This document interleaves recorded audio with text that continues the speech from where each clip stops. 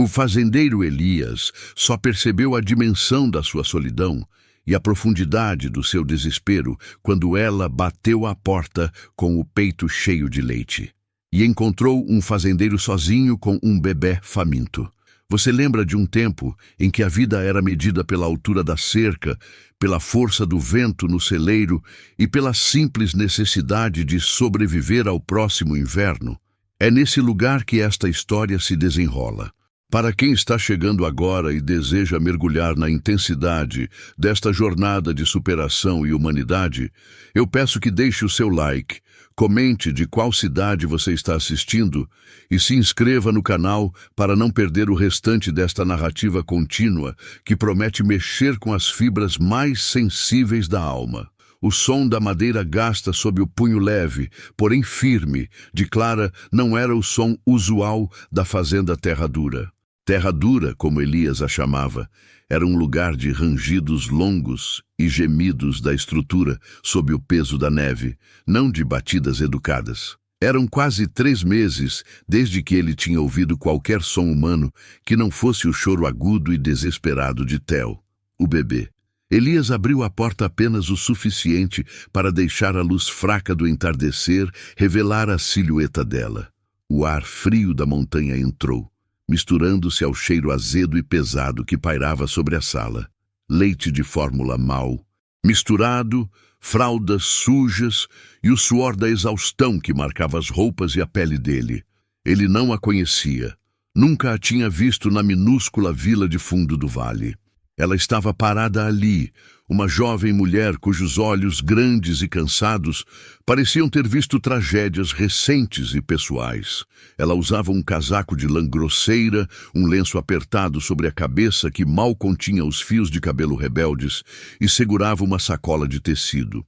Mas o que Elias notou, o que o fez cambalear ligeiramente, era o volume sob o casaco, a maneira como ela apoiava as mãos cruzadas sobre o próprio peito, uma postura que irradiava urgência e desconforto físico. O bebê, ela disse, e sua voz era baixa, ligeiramente rouca, mas carregada de uma determinação inabalável. Sou Clara. Eu soube que você precisava de ajuda. Eu ouvi na vila. Elias estava prestes a fechar a porta. Estava prestes a dizer que não precisava de ninguém, que ele daria um jeito, que a dignidade dele não permitiria aceitar caridade, especialmente não de uma desconhecida. Mas então, vindo de dentro da casa, um grito irrompeu. Não era um choro de birra, era um som gutural de fome profunda, de dor na pequena barriga. O som cortou Elias como um facão, lembrando-o da sua falha, do seu fracasso em conseguir sequer alimentar o próprio filho. Ele se afastou, o movimento mais um colapso do que um convite. Entre, ele resmungou virando as costas para esconder a vergonha. Clara entrou, e o silêncio que ela trouxe consigo foi mais alto do que o choro. Ela não demonstrou repulsa pelo caos da casa. Seus olhos esquadrinharam rapidamente o ambiente. A poeira sobre os móveis, a louça empilhada, o berço improvisado ao lado da lareira fria. Eles se fixaram no bebê.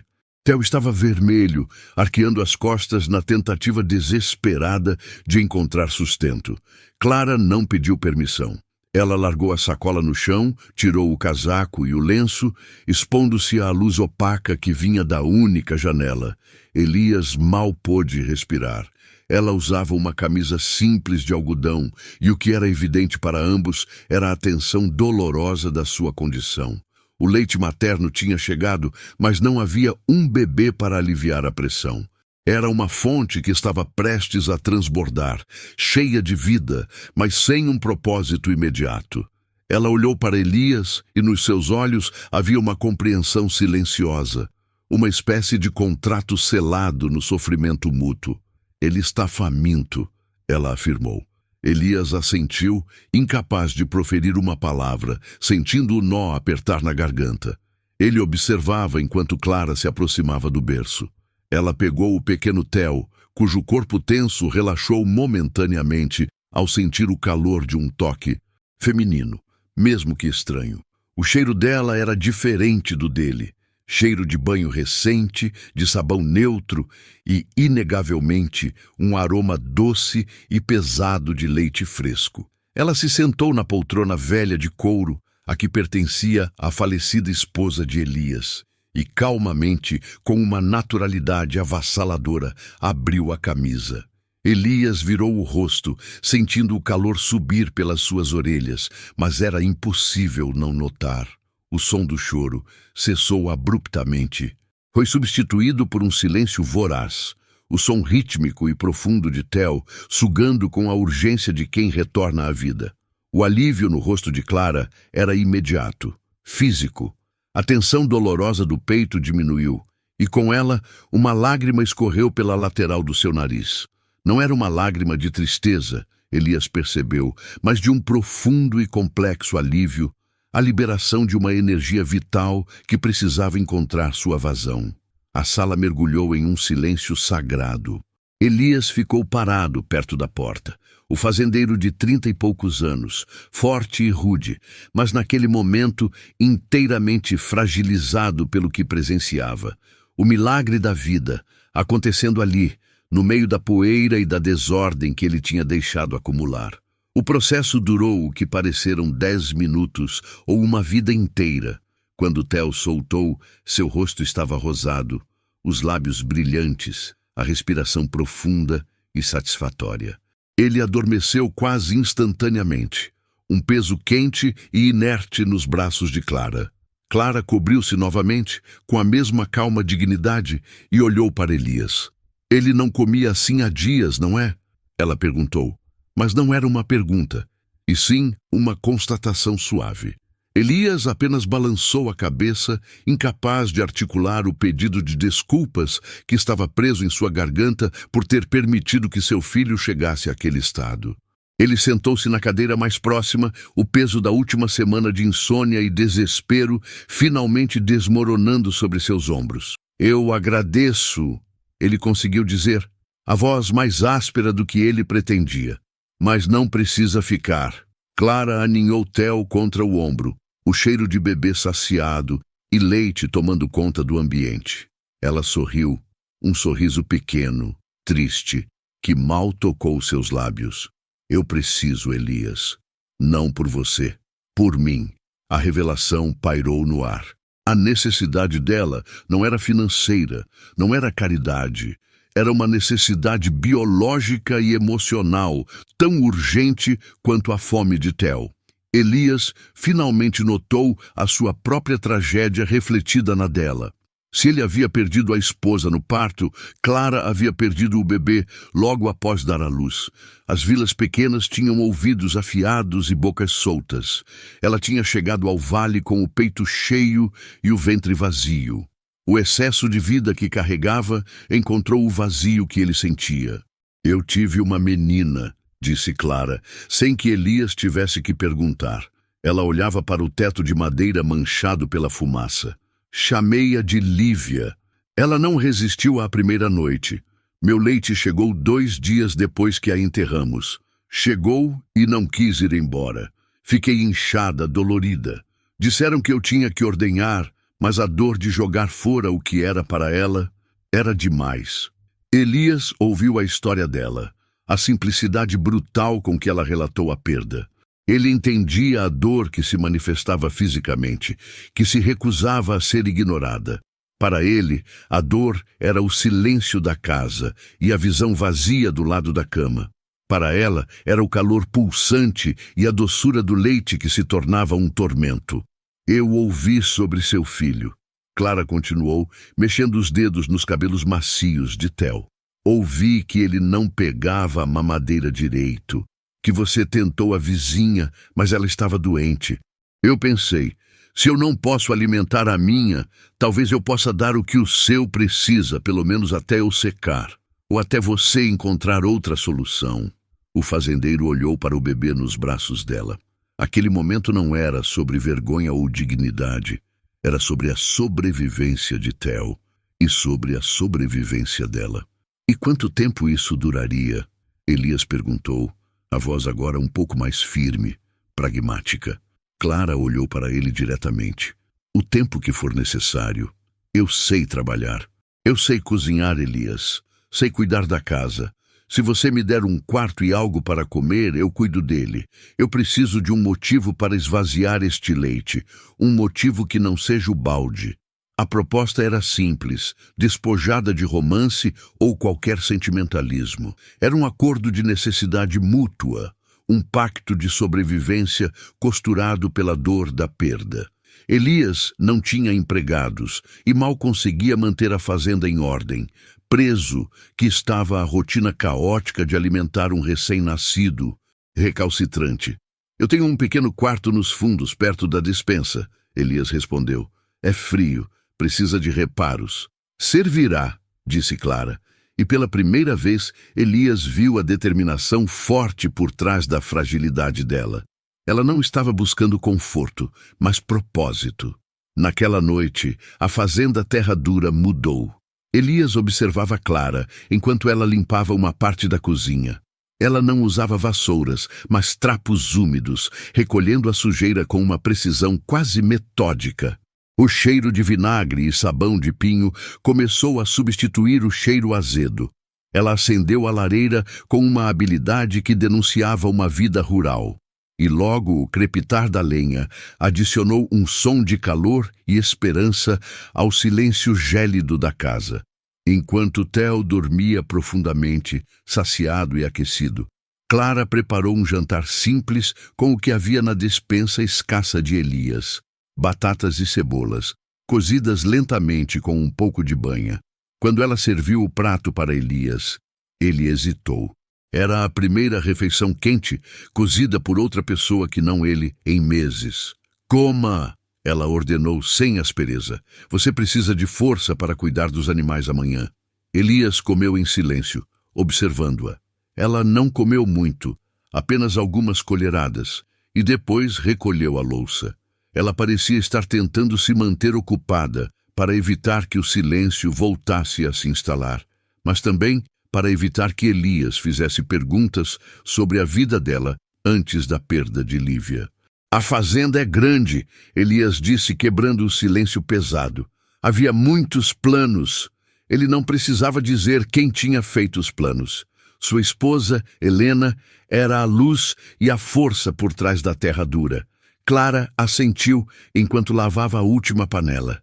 Grandes fazendas precisam de mãos e de calor. O calor que ela mencionava não era apenas o da lareira, Elias sabia.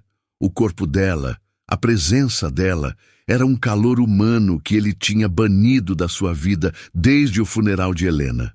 Ele tinha se isolado, transformando a fazenda em um monumento à sua dor e ao seu fracasso em manter Helena e o bebê em segurança. Elias levou Clara até o quartinho nos fundos. Era minúsculo, com uma janela que dava para o celeiro. Ele pegou um cobertor de lã virgem e colocou sobre a cama. Não se preocupe, disse ele. Eu vou dormir perto do berço dele. Vou acordar se ele chorar. Clara parou na soleira da porta. Você não vai acordar, Elias. Ele não vai chorar. Ele está cheio. E o som do estômago cheio é o silêncio mais profundo que existe. Elias ficou na escuridão da cozinha depois que ela se retirou. Ele podia ouvir o murmúrio da chuva fina começando a cair lá fora. Pela primeira vez em meses, ele não estava à beira do colapso. Theo dormia. Ele estava alimentado. Elias se aproximou do berço e observou o rosto sereno do filho. Parecia que a vida, que tinha ameaçado fugir daquele lugar, estava se enraizando novamente. Mas Elias sabia que o acordo era frágil, temporário. Duas almas quebradas, tentando se consertar através de um bebê que era a única coisa inteira entre eles. A presença de Clara era um espectro. Ela se movia pela casa com uma eficiência silenciosa, como se não quisesse incomodar o luto que ainda pairava nas paredes. Ela lavou as roupas de Theo, e o cheiro de sabão de coco, limpo e fresco, pairou sobre a casa, deslocando a acidez da desordem. Na manhã seguinte, Elias saiu cedo para ordenhar as vacas, o peso do corpo mais leve, pois havia dormido mais de 3 horas ininterruptas. Quando ele voltou, exausto e frio, Clara estava na cozinha. Havia pão assando no forno a lenha. O aroma de fermento e farinha invadindo cada canto da casa. Um cheiro de conforto doméstico que ele pensava ter perdido para sempre. Ela o recebeu com uma caneca de café forte e um pedaço do pão ainda quente, coberto com manteiga fresca. Eles comeram na mesa de carvalho, a luz da manhã filtrando-se pela janela agora limpa. Os cavalos precisam de ferraduras novas, Elias disse, tentando preencher o silêncio com tarefas. E o telhado do celeiro precisa de atenção antes da próxima tempestade. Ela replicou, mostrando que já havia inspecionado o exterior.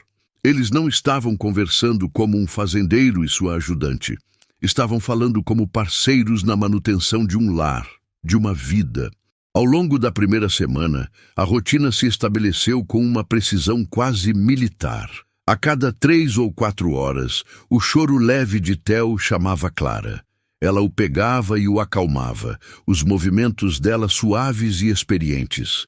Elias evitava olhar, mas sabia o que estava acontecendo.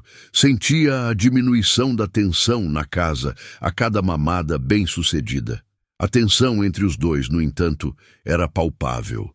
Eles mantinham a distância física e emocional. O acordo era estritamente sobre Theo e a casa. Elias não perguntava sobre o marido ou a família de Clara. Clara não perguntava sobre Helena. Ambos entendiam que tocar nas feridas recentes significava a quebra do frágil equilíbrio. Um dia, Elias a encontrou no pequeno jardim traseiro que Helena tinha cuidado com tanto carinho. Estava abandonado, tomado por ervas daninhas. Clara estava ajoelhada, tirando as plantas mortas. "O que você está fazendo?" Ele perguntou surpreso, dando espaço para as tulipas respirarem. "Elas não morrem fácil, Elias. Apenas ficam escondidas esperando a hora de voltar." Era uma metáfora que não precisava ser dita em voz alta. Elias sentiu um puxão no peito. O jardim de Helena era o último bastião de beleza naquele lugar. E ele não havia tido coragem de tocá-lo, temendo que qualquer mudança profanasse a memória dela. Mas ver Clara ali, restaurando a ordem, sem drama, apenas com o trabalho árduo das mãos, era diferente. Era um ato de respeito, não de substituição. "Obrigado", ele disse. Clara não se levantou, nem parou de trabalhar. "Obrigado por me deixar fazer isso. Eu não aguentava mais sentir o cheiro de terra molhada sem ter algo para cuidar." Aquele pequeno momento, a confissão da necessidade dela de cultivar, de nutrir, foi o primeiro sinal de que a fachada de pragmatismo estava começando a ceder. Eles não eram apenas um fazendeiro e uma ama de leite. Eram 2 pessoas em processo de luto que, por um acaso cruel do destino, tinham se tornado a âncora um do outro. Elias sabia que as fofocas na vila se espalhariam. Um fazendeiro viúvo e uma mãe recente, morando sob o mesmo teto, compartilhando a mais íntima das necessidades. Ele não se importava. A sobrevivência de Theo era a única moeda de valor para ele. Mas à medida que os dias se transformavam em uma semana, e a semana em 2, Elias começou a notar mais do que apenas a eficiência de Clara. Ele notou a forma como a luz da manhã capturava os tons acobreados do cabelo dela quando ela o soltava à noite. Ele notou a melodia baixa que ela cantarolava para Theo enquanto o ninava, uma canção que não era de tristeza, mas de uma doce esperança. A casa estava mais limpa, a comida era nutritiva e, o mais importante, Theo estava prosperando. Seu peso aumentava, suas risadas esporádicas eram pequenas explosões de alegria no silêncio da fazenda. E a presença de Clara era uma intrusão bem-vinda no luto de Elias. Ela o forçava, não com palavras, mas com a simples existência dela, a se mover para além da dor. Ele precisava trabalhar para sustentar 3 pessoas. Precisava conversar com ela sobre as provisões, sobre o tempo, sobre o bebê. Certa noite, Elias não conseguiu dormir. Ele se levantou e foi até a cozinha, encontrando Clara sentada na cadeira, com Theo dormindo profundamente no seu colo, como de costume. Ela estava olhando para a lareira, que já estava quase apagada. "A dor diminui?" Elias perguntou, a pergunta saindo antes que ele pudesse impedi-la, referindo-se à perda dela, à perda dele. Clara acariciou a cabeça de Theo, sentindo o calor do bebê. Ela hesitou por um longo momento, o silêncio da noite envolvendo a casa. A dor não diminui, ela respondeu finalmente, a voz como um sussurro de fumaça. Apenas nos acostumamos a ela. Encontramos maneiras de dar o que resta de nós para quem precisa. É isso que nos mantém vivos. Ela não estava falando apenas do leite. Estava falando da dignidade de encontrar propósito mesmo na ruína. Elias olhou para ela, para o bebê, para a luz suave que delineava a cena. Ele sabia que o que começou como uma emergência desesperada estava se transformando em algo mais complexo. O peito dela, que havia batido à porta cheio de leite, havia trazido muito mais do que alimento para Theo. Havia trazido uma chance de reconstrução para Elias e para a fazenda Terra Dura, uma chance que ele nem sabia que merecia. Ele precisava garantir que ela ficasse. Mas como ele poderia fazer uma proposta de longo prazo a uma mulher que ele mal conhecia e cujo único laço com ele era a memória de um filho que não era dela? O peso dessa incerteza começou a pesar no seu peito, substituindo a exaustão física por uma tensão emocional totalmente nova, marcando a transição de um mero acordo de sobrevivência para o início de uma relação inegavelmente íntima e assustadora. O destino, muitas vezes cruel, usou a tragédia para unir almas. O que ninguém esperava é que ela bateu a porta com o peito cheio de leite e encontrou um fazendeiro sozinho com um bebê fã, e essa simples troca se tornaria a fundação de um amor construído sobre a perda. Você lembra de um tempo em que as necessidades básicas definiam as conexões humanas, onde a dor de um era o remédio do outro? Esta é a história de Elias e Helena, duas pessoas forçadas a coexistir sob o peso de luto recente na isolada fazenda Terra Dura, e o bebê, Theo, que se tornou a ponte entre eles. Se você valoriza histórias de superação e dignidade humana, deixe seu like agora. Me diga aqui nos comentários de qual cidade você está assistindo para eu saber até onde essa esperança está chegando. E não se esqueça de se inscrever no canal para acompanhar a reconstrução dessa família.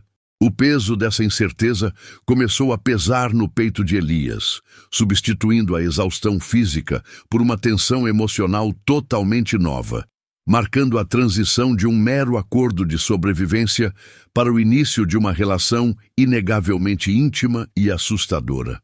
Ele não conseguiu dormir.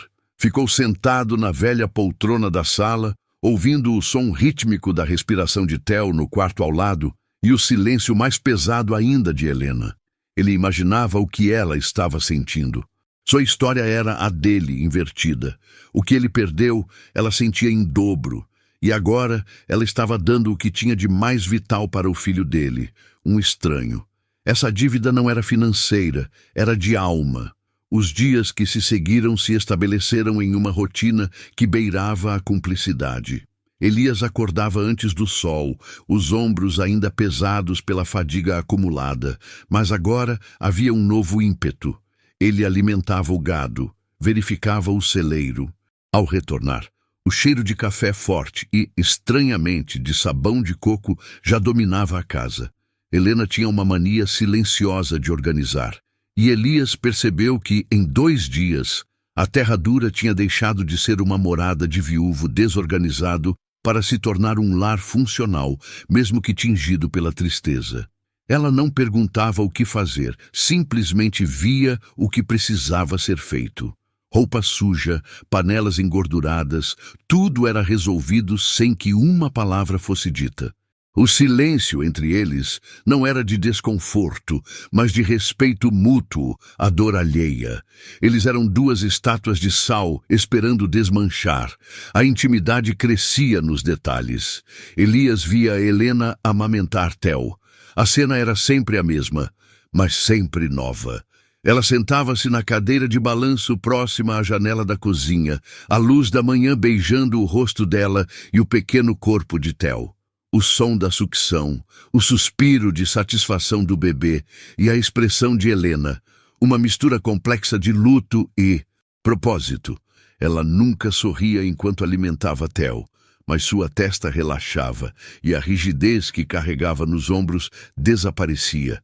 Elias, disfarçando a observação, esfregava o rosto com a mão ou limpava o balcão. Um dia, ele não conseguiu evitar o comentário, a voz rouca por falta de uso. Ele disse que o nome da esposa dele, Clara, significava brilhante. Helena olhou para ele, os olhos castanhos profundos sem julgar. Ela disse que o nome dela, Helena, significava tocha, uma para iluminar, outra para guiar. Era um diálogo sutil, feito de migalhas de passado. O que você vai fazer quando Theo não precisar mais de mim? Ela perguntou numa noite enquanto preparavam o jantar. Elias estava picando cebolas, o aroma ardido preenchendo o ar. Era a primeira vez que ela tocava diretamente na questão da permanência. A pergunta não era acusatória, era prática. Elias sentiu o estômago embrulhar.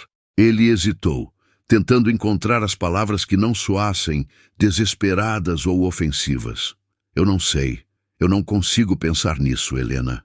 Ele largou a faca, encarando as mãos sujas de terra e suco de cebola. Eu não tenho família aqui. Clara, ela era a âncora.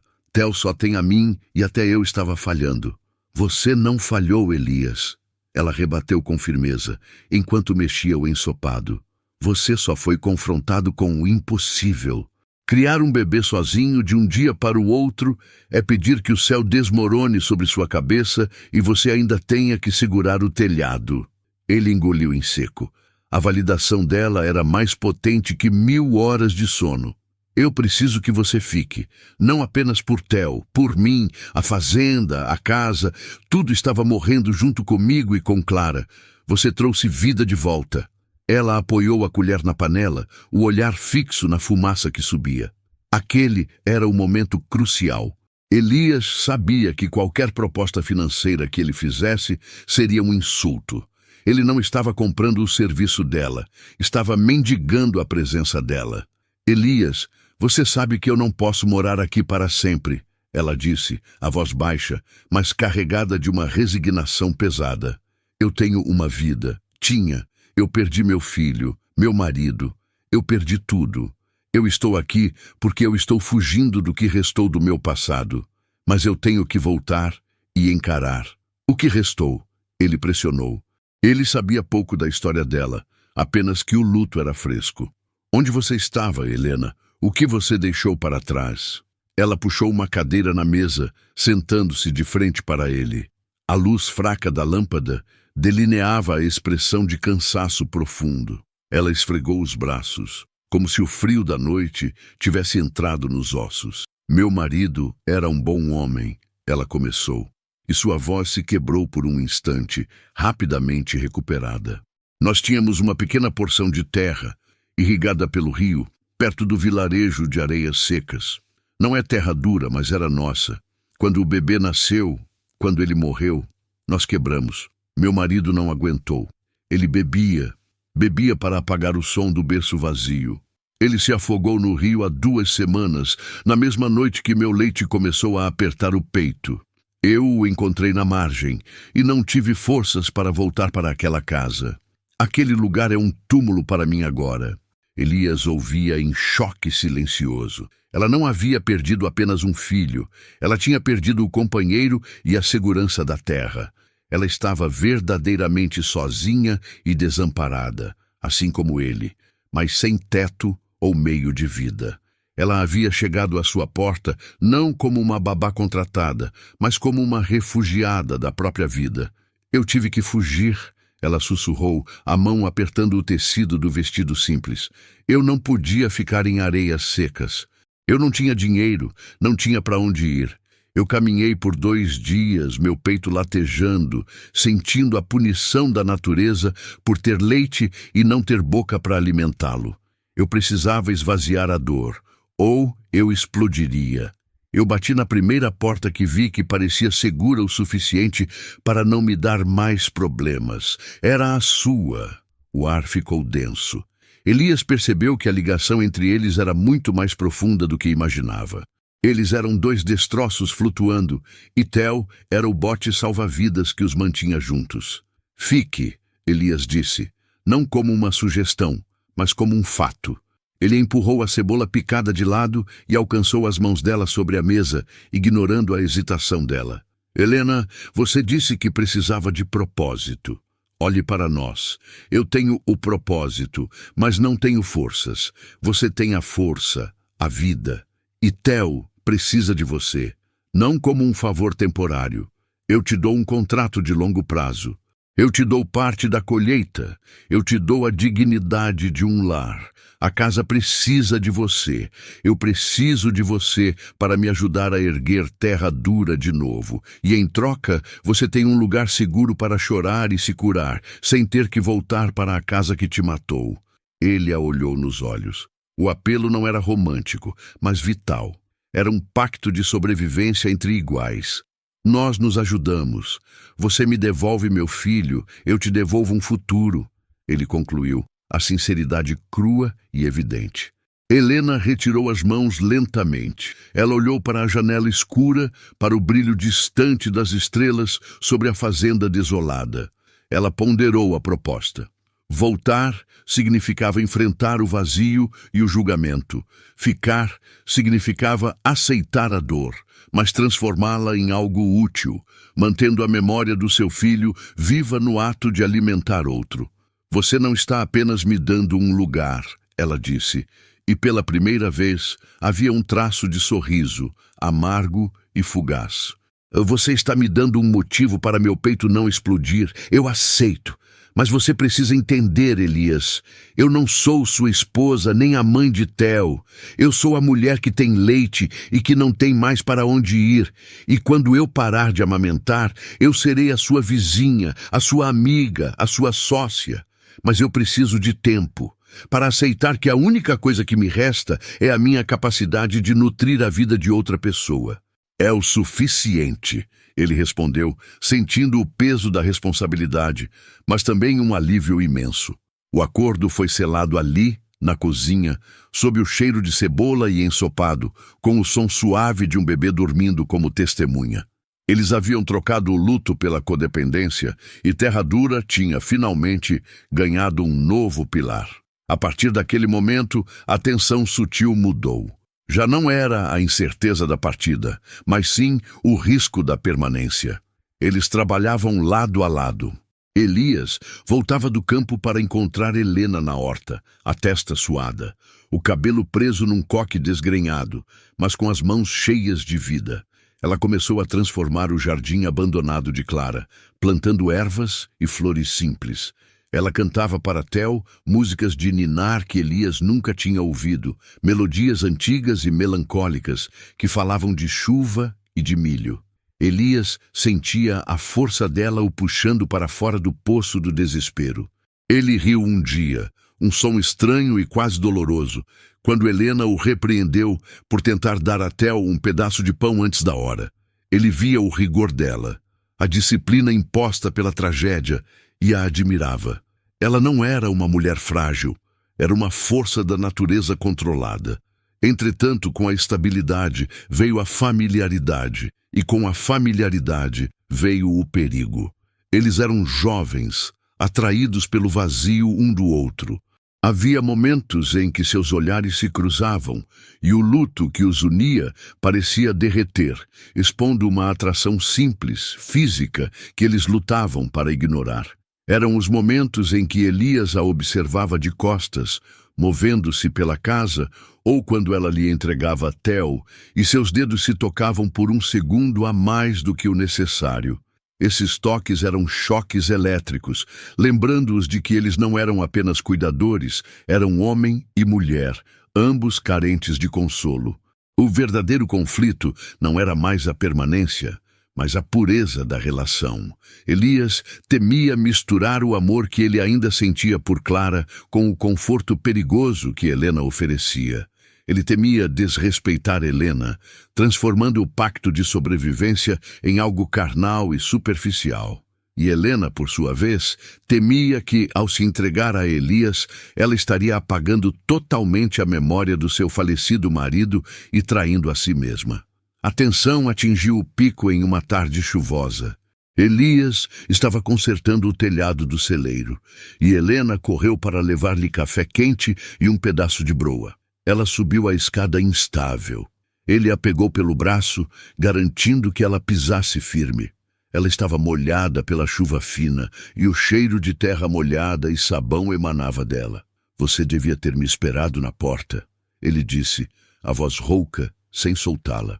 O café vai esfriar, Elias, ela respondeu, tentando manter a voz firme, mas seus olhos estavam fixos nos dele, a apenas alguns centímetros de distância. A proximidade era demais. Ele finalmente a soltou, sentindo a necessidade intensa de puxá-la para mais perto. Ele se virou para a telha quebrada, respirando fundo, o coração batendo forte no peito. Obrigado, ele murmurou, pegando a caneca quente. Helena desceu a escada rapidamente, a tensão deixando a pele dela arrepiada. Ela sabia que Elias estava sentindo o mesmo. Eles estavam caminhando sobre uma linha fina, e a qualquer momento o desejo reprimido poderia quebrar o acordo de luto mútuo. Naquela noite, Elias teve um pesadelo. Ele sonhou com Clara, mas o rosto dela se transformava no rosto de Helena. Ele acordou suado, envergonhado e confuso. Ele se levantou, foi até a sala e encontrou Helena acordada, sentada na poltrona que agora era dela, embalando Theo, que choramingava baixinho. Você está bem? Ela perguntou sem levantar a cabeça. Sim, ele mentiu. Ele se aproximou da lareira apagada, sentindo-se um intruso no espaço que ela havia tomado. Você estava gemendo o nome da sua esposa, ela disse com uma honestidade brutal que o fez encolher. Elias, você precisa enterrar a sua dor, de verdade. Ele olhou para ela, para o bebê nos braços dela, e a verdade o atingiu como um raio. Ele não tinha superado Clara, e a presença de Helena, que servia como um substituto temporário para a vida que ele perdeu, estava apenas mascarando o problema. Eu não sei como fazer isso, ele confessou. Eu a perdi e perdi o controle da minha vida. Você é a única coisa que está me mantendo são, mas eu não quero te usar, Helena. Eu não quero te machucar. Helena levantou os olhos. Eles estavam cheios de compaixão e uma sabedoria que vinha do sofrimento. Nós não nos usamos, Elias. Nós nos equilibramos, mas o equilíbrio é frágil. Nós precisamos de limites claros. Você precisa lidar com a perda de Clara, e eu preciso parar de ver meu próprio bebê no rosto de Theo. Se isso se tornar outra coisa, nós dois vamos desmoronar. A única coisa que pode nos salvar agora é a decência. Ela havia traçado a fronteira. E Elias, entendendo a gravidade da situação, percebeu que a verdadeira batalha não era contra a fome de Theo, mas contra a fome emocional que ameaçava destruir a base de dignidade que eles tinham construído. Eles eram aliados na tragédia e assim deveriam permanecer.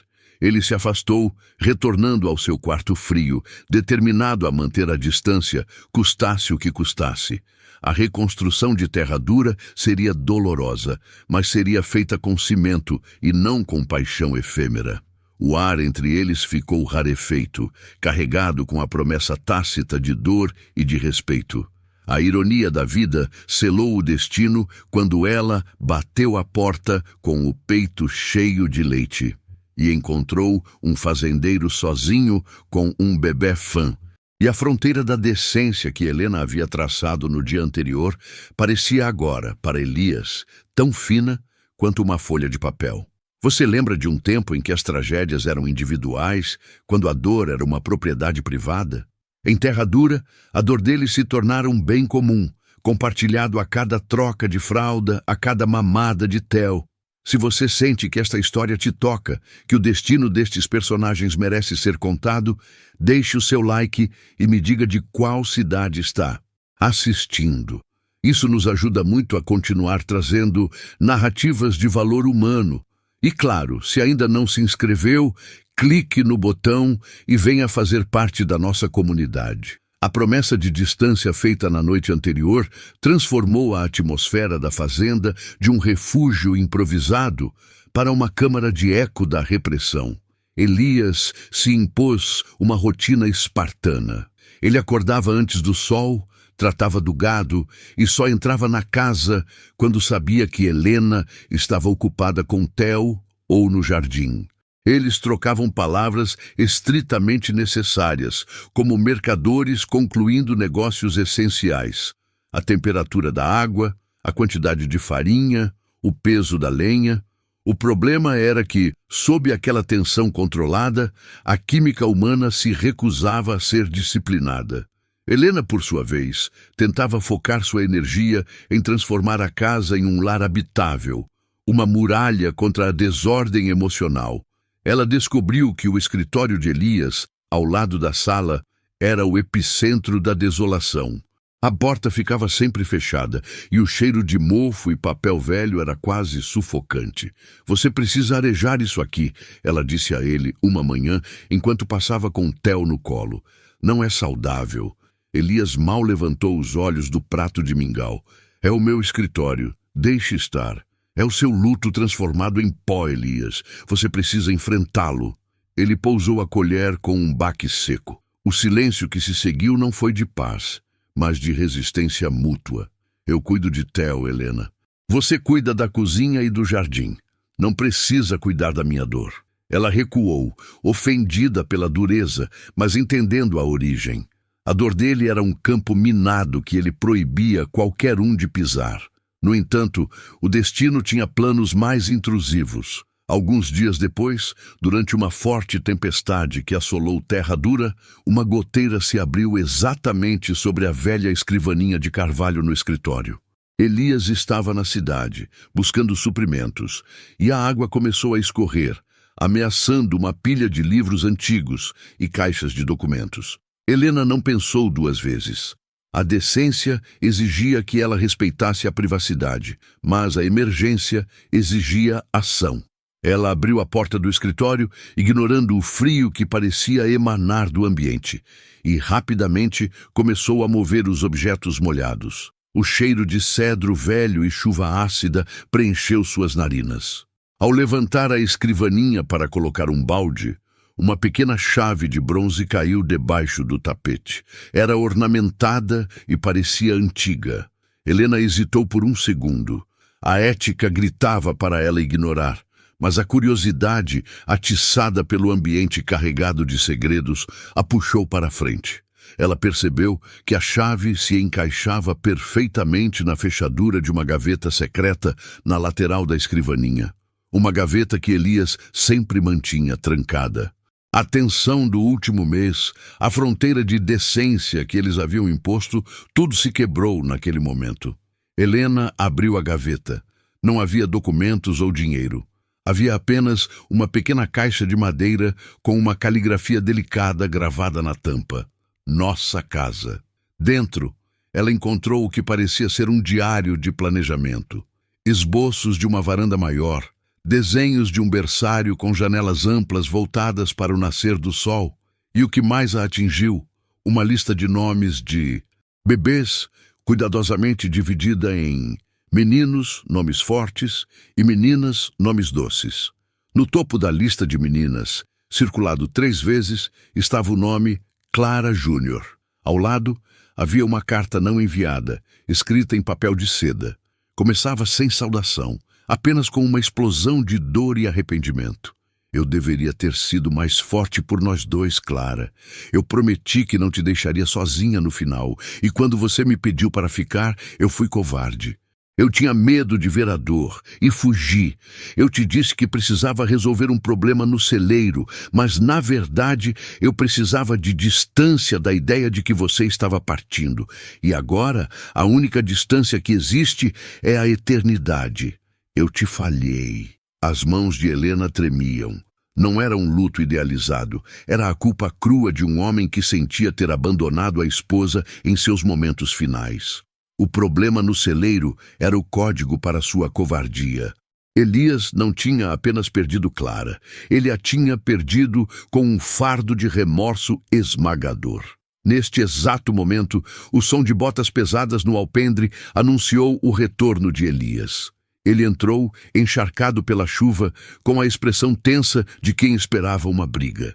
Ele parou na porta do escritório, vendo Helena imóvel, com a carta de Clara nas mãos e a caixa de madeira aberta sobre a escrivaninha.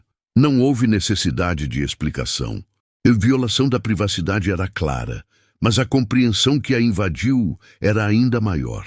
O rosto de Elias estava branco, mas, para a surpresa de Helena, não havia raiva.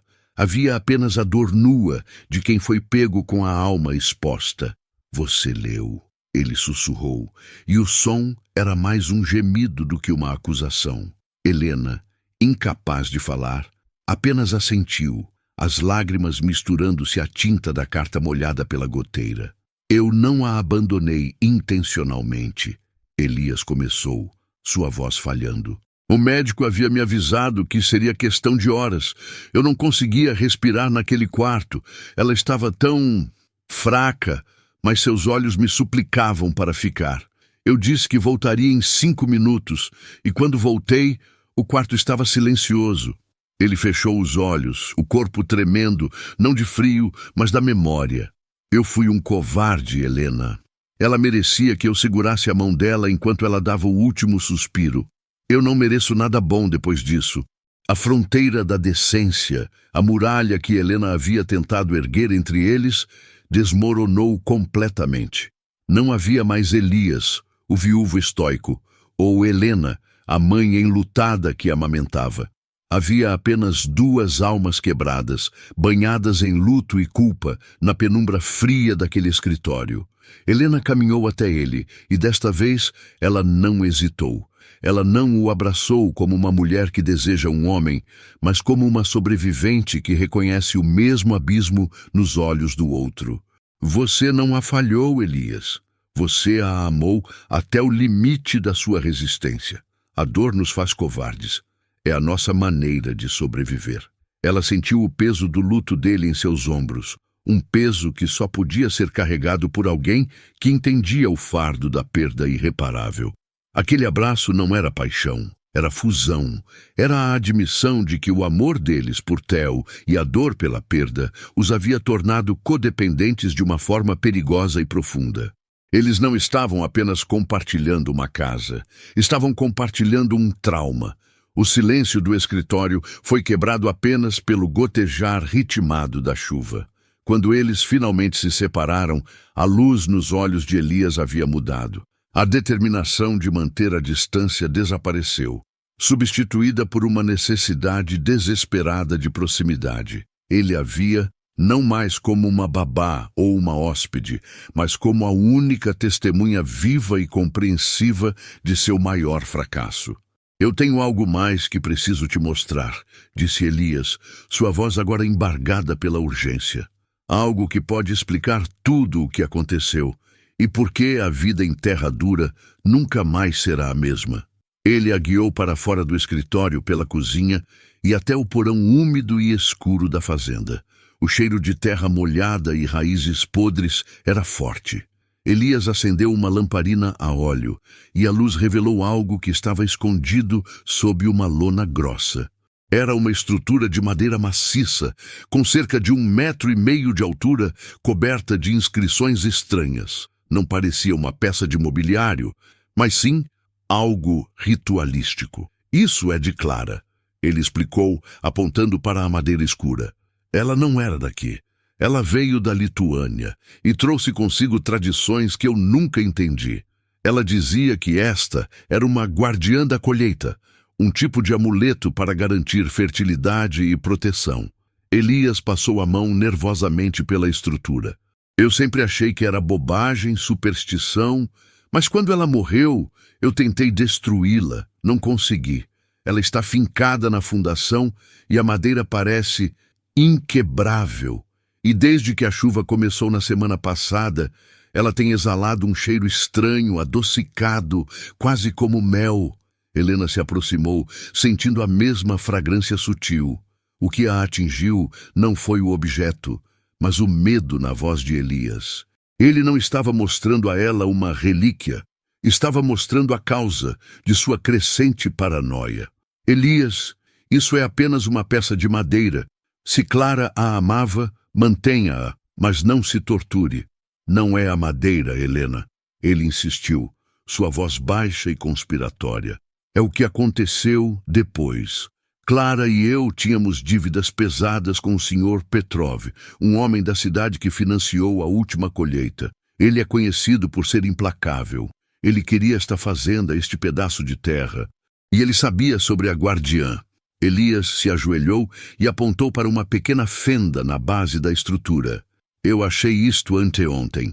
Não estava aqui antes. Helena se curvou e viu um pequeno envelope de papel pardo, dobrado e preso com um prego enferrujado.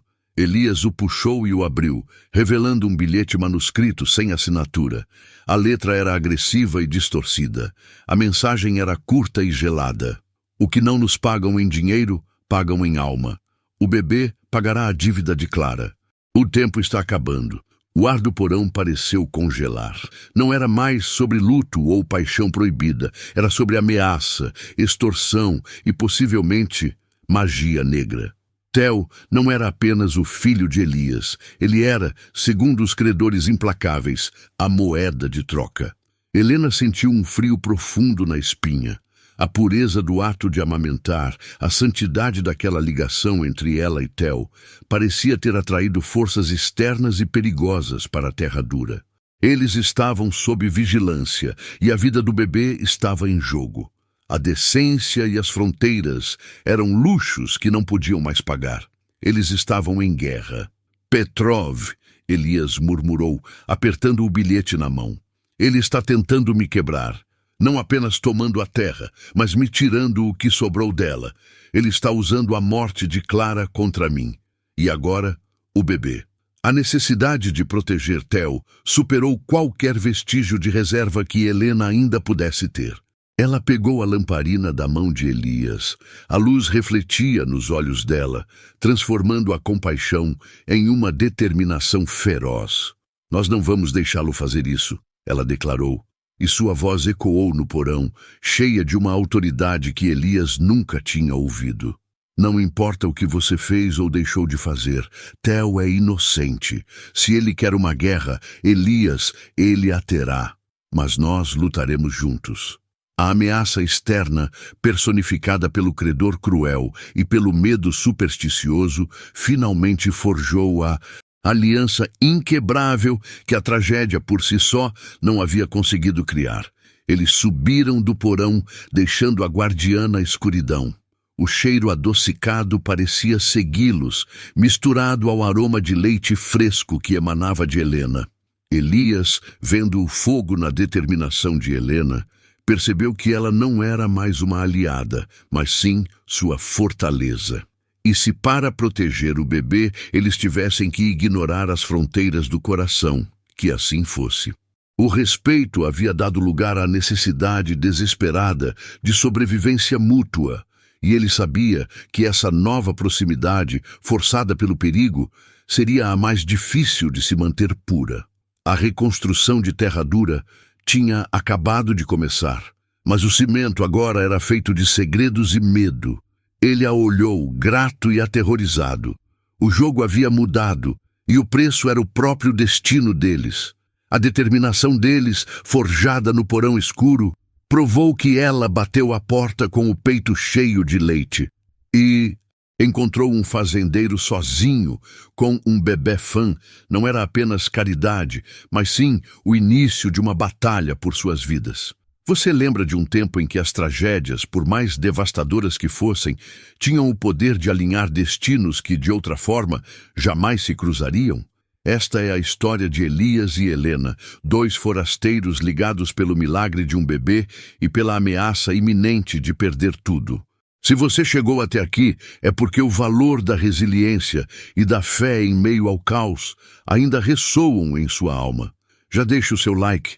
Comente aqui de qual cidade você está assistindo a essa jornada de sacrifício e amor e se inscreva no canal para não perder a conclusão desta saga sobre dignidade. Eles saíram do porão. A guardiã havia feito seu trabalho. Ela havia unificado os vivos. A casa estava mergulhada na escuridão fria de uma madrugada que prometia ser implacável. Elias olhou para o relógio da sala, cujos ponteiros pareciam girar mais rápido do que o normal, marcando o tempo que os separava do desastre. Faltavam menos de 48 horas para o prazo imposto por Gerardo, o agiota, expirar. O plano era audacioso e francamente insano. Ele não pode ter toda essa autoridade sem que haja alguma irregularidade. Elias sussurrou, a voz tensa enquanto eles se dirigiam para a cozinha.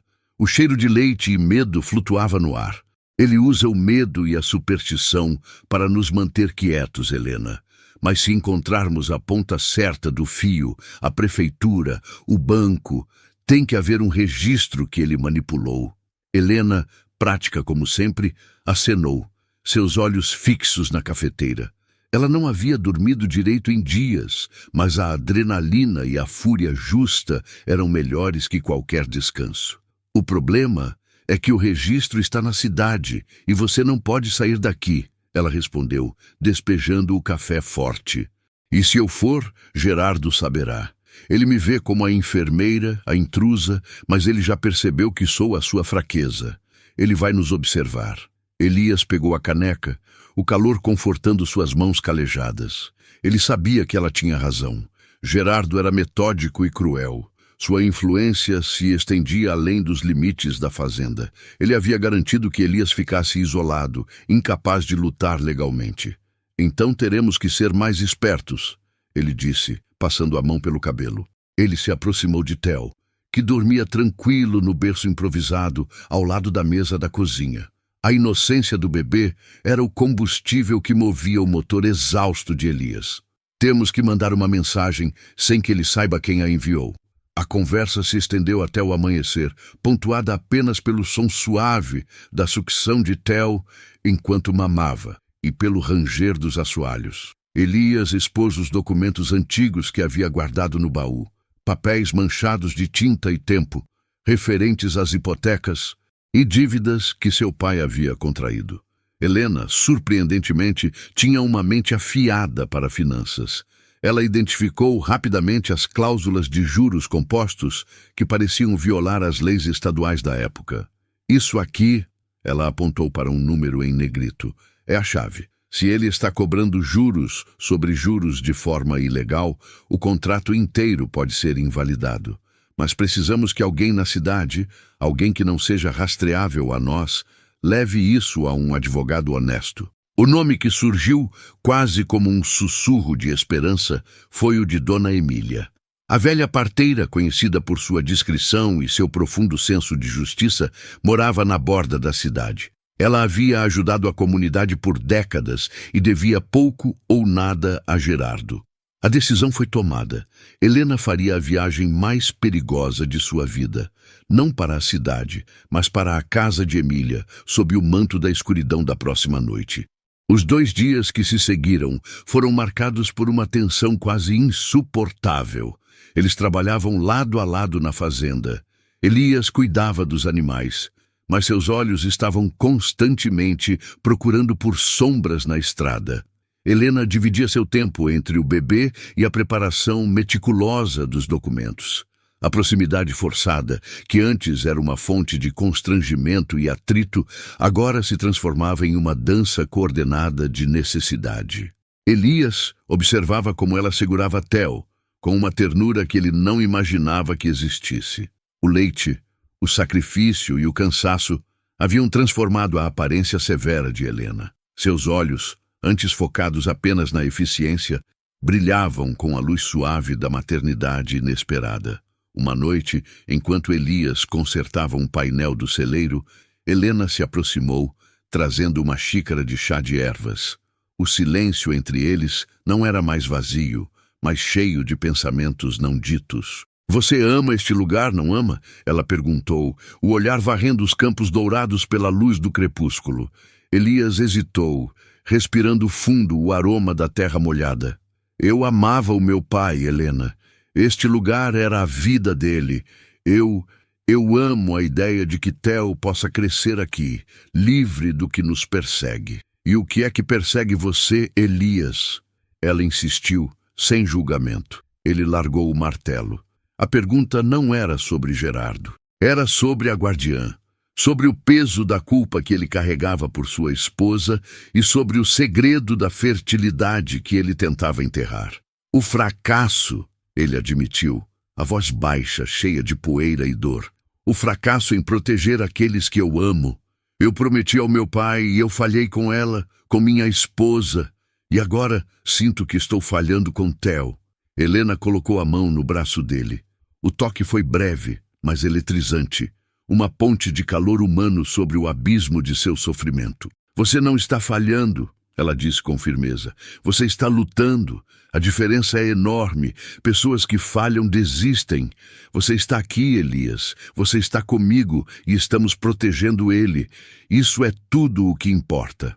Essa troca de confidências selou o novo território de seu relacionamento. Não era amor romântico, ainda não, mas era algo mais raro e talvez mais forte. Uma confiança inabalável nas trincheiras. Eles eram cúmplices contra o mundo. A noite da missão chegou envolta em uma neblina espessa que abraçava os campos. Um presente da natureza para disfarçar o que estava por vir. Elias arrumou o carrinho de mão, preparando-o para o que parecia ser uma rotina de despejo de feno velho. Na verdade, escondidos sob a palha seca, estavam os documentos e a capa de chuva de Helena. O coração de Elias batia com uma batida surda no peito.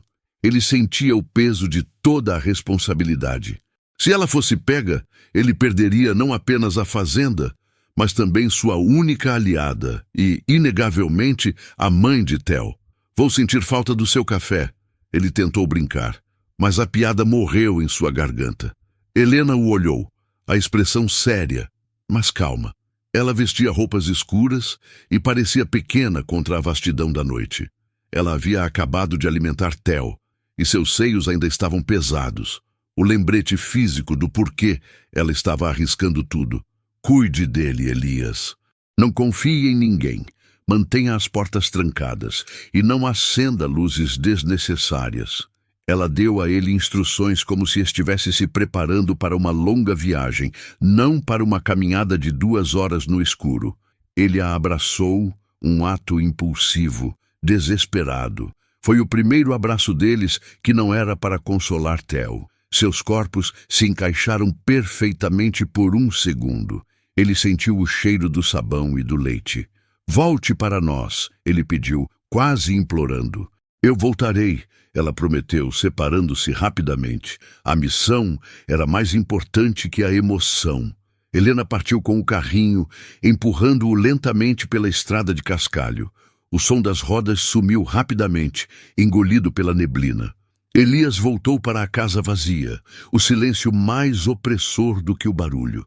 Ele tentou se concentrar, limpando a cozinha, aquecendo um pouco de leite para si mesmo, mas sua mente estava na estrada.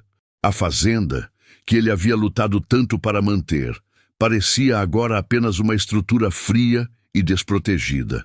Cerca de 1 hora depois, o terror se materializou. Não foi um barulho na estrada principal, mas sim um som sutil, vindo da floresta que margeava os fundos da propriedade. O latido gutural de um cão. Não o latido alegre de um cão de caça, mas o aviso grave de um cão de guarda. Elias congelou. Ele não tinha cães de guarda. Ele se moveu para a janela da cozinha com o velho rifle de caça em punho. A neblina tornava a visão quase impossível, mas ele podia discernir 2 sombras pesadas se movendo lentamente perto da cerca dos fundos. Gerardo não estava apenas esperando o prazo expirar. Ele estava inspecionando, ele estava marcando seu território, provavelmente plantando evidências ou apenas se divertindo com o terror psicológico de Elias. O pânico gelou o sangue de Elias. Se Gerardo estava tão perto da casa, havia uma chance real de que ele tivesse esbarrado, ou pior, de ter visto Helena. A rota que ela pegara era menos visível, mas não invisível. Elias sabia que não podia chamar a atenção para si. Se ele atirasse, ele estaria confirmando sua culpa na visão supersticiosa dos moradores e dando a Gerardo o pretexto perfeito para a polícia local intervir. Ele recuou para a sala, seus olhos treinados no berço. Theo estava acordado, olhando para o teto com curiosidade. O bebê sentiu o nervosismo do pai, mas permaneceu em silêncio. Elias ficou ali, esperando o som da explosão, da invasão. Os minutos se arrastavam como horas. Ele podia ouvir os passos lentos e calculados das botas na grama úmida. O cão latiu novamente, mais perto. De repente, a porta do porão, que Elias tinha fechado apressadamente após a conversa com Helena, estalou. O som foi agudo no silêncio da noite. A trava não havia sido bem encaixada, e a umidade do ar a havia soltado. A porta rangeu levemente. Elias olhou para ela, paralisado. Se Gerardo ou seus capangas estavam inspecionando a parte de trás, eles poderiam ter visto a porta do porão se abrir e fechar. Mas havia algo mais. Um cheiro. O mesmo aroma doce e inconfundível que permeava o porão, que estava impregnado na velha manta de Theo e nas paredes de pedra. O cheiro de leite coagulado e ferro oxidado. O odor da guardiã. Elias sentiu um arrepio. A superstição de seu pai, o medo que ele zombava, parecia estar se manifestando naquele exato momento. Ele se moveu devagar, os olhos fixos na porta do porão. Ele tinha que trancá-la, tinha que garantir que nada lá dentro fosse exposto. Mas antes que ele pudesse se aproximar, ouviu o som mais perturbador de todos. Um clique seco vindo da floresta. O som inconfundível de uma lente de câmera. Gerardo não estava apenas assustando-o, ele estava documentando. Ele estava construindo um caso, talvez para provar negligência ou instabilidade, para tirar a guarda de Theo. A fúria superou o medo. Elias se virou, ignorando a porta do porão e o cheiro doce. Ele abriu a porta da frente, o rifle pronto. "Saia da minha propriedade!" Ele gritou, a voz ecoando na névoa. "Eu sei que você está aí, Gerardo. Não importa o que você faça. Eu não vou assinar nada." A floresta permaneceu em silêncio por um momento, apenas a neblina girando. Então ele ouviu a risada. Uma risada fria, seca, que parecia vir de uma criatura noturna. "Cuidado, fazendeiro!" A voz de Gerardo respondeu arrastada pelo vento. "Você está desacompanhado e agindo de forma irracional. Não vai querer que o juiz saiba que está perdendo a cabeça antes mesmo de eu assumir a guarda da criança." Elias apertou o rifle. Ele estava sozinho, vulnerável. Ele havia se exposto para proteger Helena, esperando que o barulho a fizesse acelerar o passo. Os passos e o latido do cão se afastaram, dissolvendo-se na neblina, mas o terror permaneceu. Elias voltou para a sala, o corpo tremendo de raiva contida. Ele olhou para Theo, que sorria para ele, completamente alheio ao drama. Ele sabia que Gerardo havia visto algo, ou pelo menos havia percebido a ausência de Helena. Elias sentou-se na cadeira de balanço, o rifle no colo, o peso da decisão recaindo sobre ele. Ele havia lutado contra o homem e agora lutava contra o medo sobrenatural. Ele olhou para a porta do porão, que agora estava completamente aberta. O cheiro adocicado era forte, quase nauseante. A guardiã parecia estar convidando-o para baixo, para o segredo que ela protegia. Elias respirou fundo. Ele não podia perder a esperança que Helena havia acendido. Ele não podia ceder ao pânico. Ele tinha que agir, proteger a casa, proteger o bebê. Ele se levantou e foi até a porta do porão. Ele não tentou fechá-la, mas sim espiar para dentro. A escuridão era total, mas o cheiro estava lá. Então ele viu, não uma sombra, não um fantasma, mas um pequeno objeto brilhante, deixado cuidadosamente no primeiro degrau de pedra. Era um lenço, o lenço de seda que sua esposa usava no cabelo, que ele pensava ter se perdido no dia da morte dela. Elias pegou o lenço, o tecido frio sob seus dedos. Ele sentiu um nó na garganta.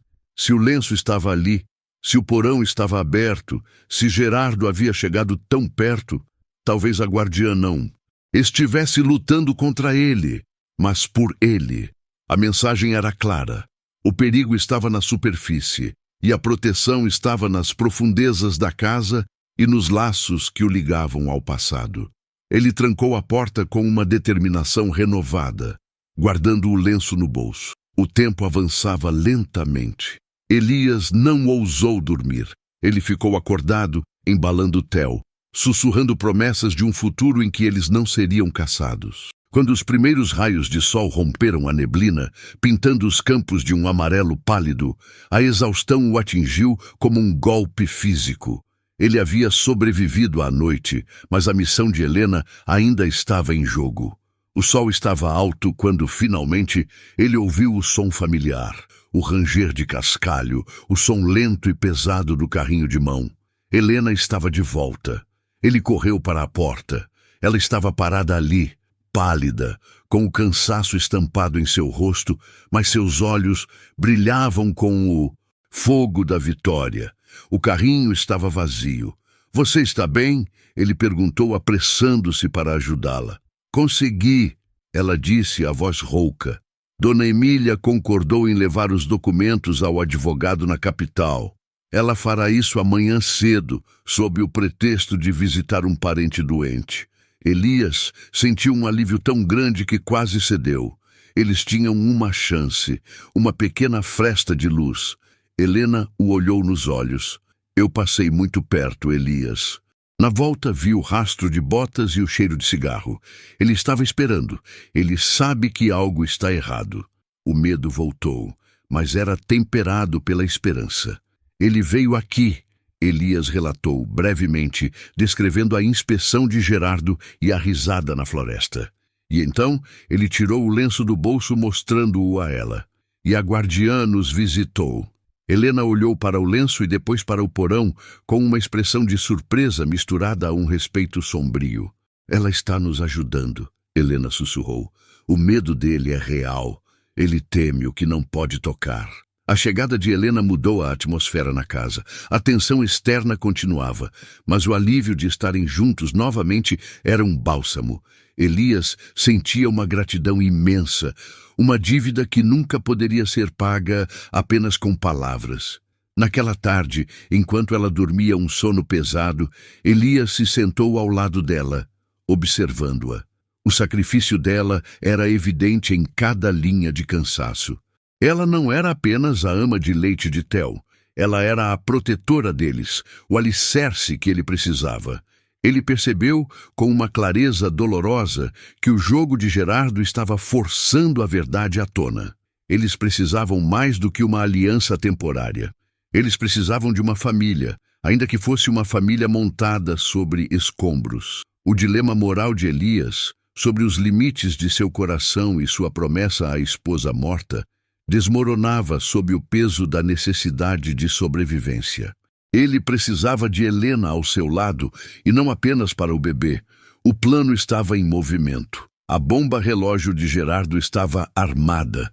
Agora, restava apenas esperar pela resposta do advogado na capital e, no meio dessa espera desesperada, manter a fachada de normalidade, enquanto a intimidade entre Elias e Helena florescia, perigosa e necessária, sob a vigilância sombria do inimigo. O futuro de Terra Dura dependia de uma velha parteira, de um lenço de seda e do leite de uma mulher que batera a porta por misericórdia e que agora lutava por amor. A espera seria o teste final de sua coragem e da profundidade de seu vínculo. Eles sabiam que a qualquer momento Gerardo atacaria de novo, desta vez sem aviso. A espera pelo golpe final fez ela bater a porta com o peito cheio de leite. E encontrou um fazendeiro sozinho com um bebê fã e transformou a fazenda Terra Dura num campo de batalha emocional, onde a única arma era a verdade do coração. Você lembra de um tempo em que a sobrevivência de uma criança dependia de um ato de misericórdia? Você se recorda da história de Elias, o fazendeiro viúvo, e de Helena, a mulher que o acaso levou à sua porta, não apenas para salvar a vida de seu bebê, mas para reescrever o destino de toda uma propriedade? Se você tem acompanhado esta jornada de amor, luta e redenção que começou com um bebê faminto e um peito cheio de leite, prepare-se, porque chegamos ao momento derradeiro. Compartilhe esta história com quem precisa de esperança. Deixe seu like para nos ajudar a alcançar mais pessoas e comente de qual cidade você está assistindo para sabermos até onde a força de Terra Dura está chegando. Não se esqueça de se inscrever no canal para não perder o desfecho deste drama intenso e real. A carta do advogado não chegava. E essa ausência de resposta era, para Elias, um peso muito mais esmagador do que qualquer ameaça escrita. A incerteza pairava sobre Terra Dura como uma névoa espessa e fria, apesar do sol forte do meio-dia. Elias e Helena haviam selado sua aliança com mais do que palavras. Eles haviam cruzado a linha tênue entre a necessidade mútua e o desejo inevitável. Mas o futuro deles, o futuro de Theo, permanecia pendurado no fio da ganância de Gerardo. Eles se moviam pela casa e pelos campos em uma coreografia silenciosa de antecipação. O cheiro de pão quente se misturava ao aroma amargo do café forte, uma tentativa vã de mascarar o odor metálico do medo que pairava no ar. Naquela manhã, Theo estava particularmente agitado. Ele chorava de um modo que não era de fome, mas de pressentimento. Helena o segurava apertado, o balançando enquanto Elias repassava pela 10ª vez os papéis guardados no cofre. Ele está sentindo a tensão, Helena disse, a voz rouca. Ela tinha olheiras escuras, mas seus olhos, esses olhos de chuva lavada, estavam mais determinados do que nunca. Ela não era mais a forasteira desesperada. Ela era a muralha de Theo. O que Gerardo fará? Elias questionou. Não a ela, mas ao silêncio da sala. Ele odiava a passividade. Ele era um homem de ação, acostumado a enfrentar a seca, a geada, mas não a malícia humana calculada. Ele virá onde dói mais. Ele tentará arrancar Theo de nós, respondeu Helena, beijando a testa do bebê. Mas ele não sabe que, ao tentar nos separar, ele só nos uniu mais. Naquele instante, o silêncio da fazenda, que era sempre quebrado apenas pelo canto dos pássaros ou o mugido distante do gado, foi estraçalhado. O som de cavalos em disparada e o ranger violento de freios ecoou pelo pátio. Não era um visitante, era uma invasão. Elias e Helena trocaram um olhar rápido e fatalista. O tempo havia acabado. Ele colocou a mão no ombro dela. Fique aqui. Proteja Theo. Não, ela respondeu a voz firme. Se ele vier por nós, nós o enfrentaremos juntos. Eles saíram pela porta lateral, encontrando Gerardo no centro do pátio de terra batida, envolto em uma nuvem de poeira levantada por seu cavalo. Ele estava acompanhado de 2 homens robustos, e o mais alarmante, de um oficial de justiça municipal, claramente desconfortável, mas com um bloco de notas e um selo oficial nas mãos. Gerardo desceu do cavalo com uma teatralidade calculada, a mão no coldre, embora soubesse que Elias nunca seria imprudente. Ele tinha a face vermelha de triunfo. Bem, meu primo Elias, chegamos ao fim da linha, Gerardo anunciou, sorrindo de forma sádica. Eu lhes dei tempo para reconhecerem a lei, mas a teimosia de vocês é lendária. O que você quer, Gerardo? Elias perguntou, interpondo-se ligeiramente na frente de Helena, que segurava Theo contra o ombro, o pequeno lenço de seda que Theo tanto amava amarrado frouxamente em seu pulso. Quero a justiça. A propriedade Terra Dura não pode ficar nas mãos de um viúvo irresponsável que permite que seu herdeiro seja cuidado por uma qualquer que apareceu de um dia para o outro. E quero que o bebê Theo seja entregue à tutela de minha esposa, que pode lhe dar uma família adequada. Helena deu um passo à frente. Uma qualquer que o salvou da morte, Gerardo. Quem lhe deu o direito de julgar o que é adequado? Gerardo riu, um som seco e repugnante.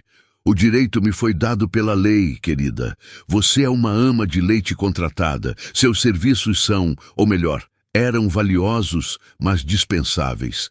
Elias, onde está o atestado de casamento com essa mulher? O juiz quer vê-lo. O oficial aqui está para testemunhar. O oficial de justiça pigarreou, segurando os papéis. Elias sentiu o chão sumir sob seus pés. O plano de forjar o casamento havia sido interrompido pela lentidão da burocracia na capital. Ele estava nu, exposto. Helena, porém, não hesitou. Ela se endireitou à dignidade dela, eclipsando a sujeira da roupa de trabalho e o cansaço dos dias sem sono. Não há atestado de casamento, Helena declarou, a voz alta o suficiente para ecoar nos beirais da casa, pegando Gerardo de surpresa. Não houve papelada, nem festa, nem testemunhas. Gerardo se inclinou, exultante. Lá está, Elias, você está sob coação legal. Entregue o bebê e eu pouparei a mulher de ser acusada de cúmplice em fraude. Elias fechou os punhos, pronto para partir para a briga, mas Helena o conteve com um olhar. Um pedido mudo para que ele confiasse nela. Não há casamento no papel, é verdade. Helena continuou, dando mais um passo em direção a Gerardo, a luz da manhã transformando a poeira em ouro ao redor dela. Mas há um casamento mais profundo aqui, um casamento de sacrifício. Quando bati a porta, meu peito cheio de leite era a minha única moeda. Eu troquei essa moeda pela vida de Theo e, sem saber, troquei por uma vida inteira de serviço. Não sou uma empregada, sou a mãe deste menino. Você é uma mentirosa, gritou Gerardo. O sangue dele é dos Vieira, você não tem direito nenhum. O sangue de Elias o deu à luz. O meu leite o manteve vivo. Helena rebateu, e o peso da verdade era inegável. Ela olhou para Elias, seus olhos comunicando a essência da decisão que ele precisava tomar. Agora. Elias, diga a ele a verdade, toda ela. Diga a ele quem eu sou. Aquele era o momento do teste final. Elias viu o medo na face do oficial de justiça, a satisfação maligna de Gerardo e, acima de tudo, a coragem pura e inabalável de Helena.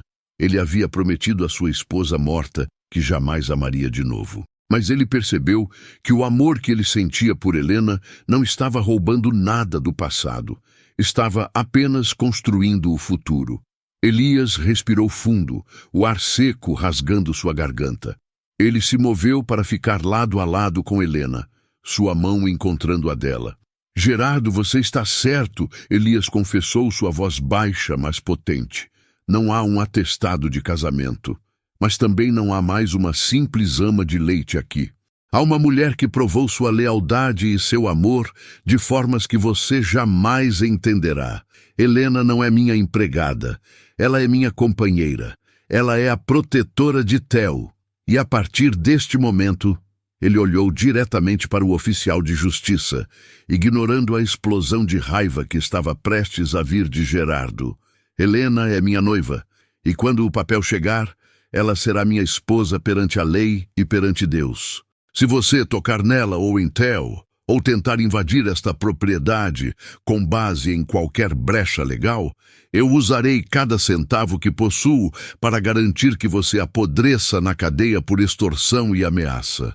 O oficial de justiça, que assistia à cena de uma história de amor nascendo sob coação, ficou visivelmente abalado. Ele sabia que legalmente ele estava ali para verificar a certidão. Mas moralmente, ele era testemunha da formação de uma nova família. Gerardo não suportou o golpe.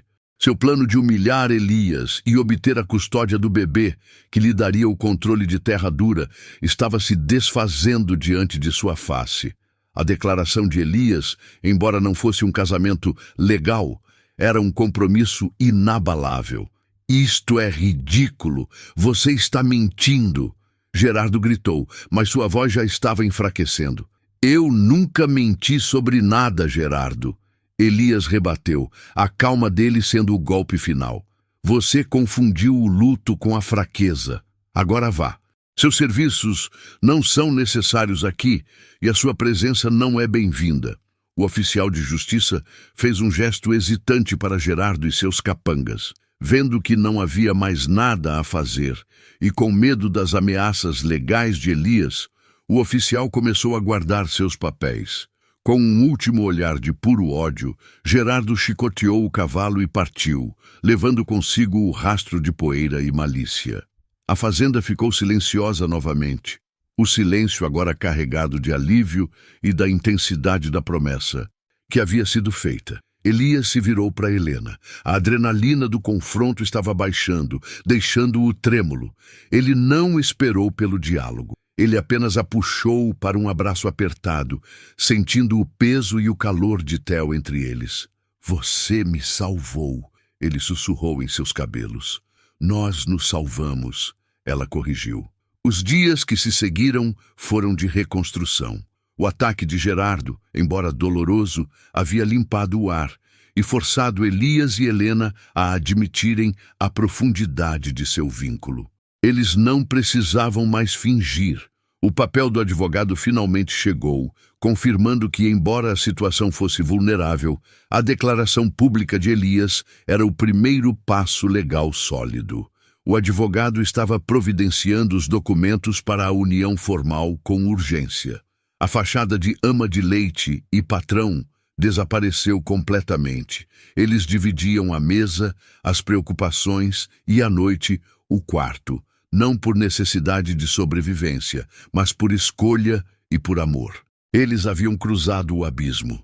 Uma noite, sentados na varanda enquanto Theo dormia pacificamente, Elias tirou do bolso uma pequena caixa de madeira polida. Não era um anel de diamantes, mas uma simples aliança de ouro, relíquia de família. Helena, quando eu lhe pedi para ficar, era por Theo. Quando você me pediu para confiar em você, era por Theo, ele disse, segurando a mão dela, áspera de tanto trabalho. Agora, eu lhe peço para ficar por mim, para construir uma vida que seja nossa, livre das sombras do passado e das ameaças do meu primo. Você aceita ser minha esposa, Helena? Não em um acordo, mas em um compromisso de amor verdadeiro. As lágrimas brotaram nos olhos de Helena, não de tristeza, mas da realização de que o peito cheio de leite que ela trouxe à porta havia, na verdade, enchido a sua própria vida de significado. Eu aceito, Elias, ela respondeu, a voz embargada, porque o amor que criamos nesta casa é mais e forte do que qualquer parede de pedra ou qualquer lei. O casamento deles foi simples, realizado na pequena igreja da cidade com Dona Sofia, a parteira, como única testemunha. Ela sorriu com os olhos marejados, sabendo que havia cumprido sua parte em unir aqueles dois destinos. Terra Dura floresceu. Helena trouxe consigo não apenas o leite, mas a luz, a organização e, mais importante, a alegria. O riso voltou aos olhos de Elias, e a fazenda, que antes parecia um monumento ao luto, tornou-se um lar pulsante e cheio de vida. Gerardo tentou mover mais algumas peças legais, mas sem sucesso. A união de Elias e Helena era inatacável, e o vínculo de Helena com Theo, que ela amava como seu próprio filho, era irrefutável. A história provou que o amor e a necessidade, quando se unem, são capazes de criar a família mais forte e inesperada. Pois a verdade é que o destino nos coloca em caminhos que jamais esperaríamos. Às vezes, as maiores bênçãos não chegam embrulhadas em presentes perfeitos ou situações ideais. Às vezes, a salvação bate à sua porta com o peito cheio de leite, vinda de uma forasteira desesperada, e encontra um homem que precisa desesperadamente ser salvo do vazio. E essa é a beleza da resiliência humana. A capacidade de transformar a tragédia em triunfo, o isolamento em união e a miséria em esperança. Elias e Helena mostraram ao mundo que a dignidade e a fé são a base de um amor que começou na escuridão, mas que ascendeu como o sol da manhã sobre terra dura.